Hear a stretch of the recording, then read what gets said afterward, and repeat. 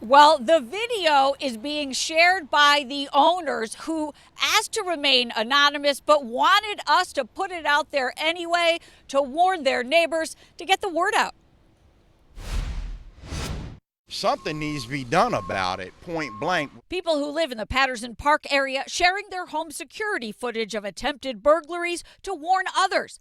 On 2 different overnights this week, on 2 different streets, 2 different subjects caught on camera trying to break into row homes. The incidents were reported to police as attempted burglaries, according to community advocate Arch McCown. This time of year, what we see, year in, year out, is as the temperatures cool, especially at night and late afternoon, people want to get some fresh air, so they're going to open the windows to enjoy that cooler air coming in.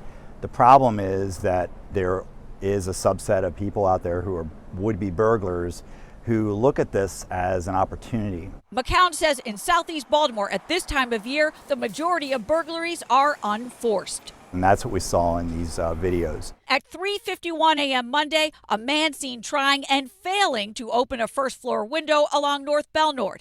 One day before and also before dawn, a different man attempts to get into front entrances along North Patterson Park Avenue. We've spent the day going up and down these streets, and it seems like there are more homes that have surveillance cameras than don't, and yet this does not seem to be deterring these would-be burglars. It's not.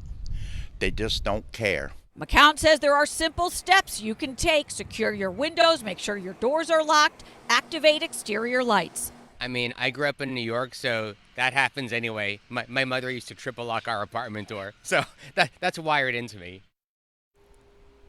And as for the exterior lights being very helpful, in one of the videos you see what had been before an undeterred attempted burglar trying to open a door with the camera right in his face, but as soon as the exterior lights come on, he walks off the stoop and walks up the street. McCown also says another important tip for prevention is if you experience one of these incidents, report it to police.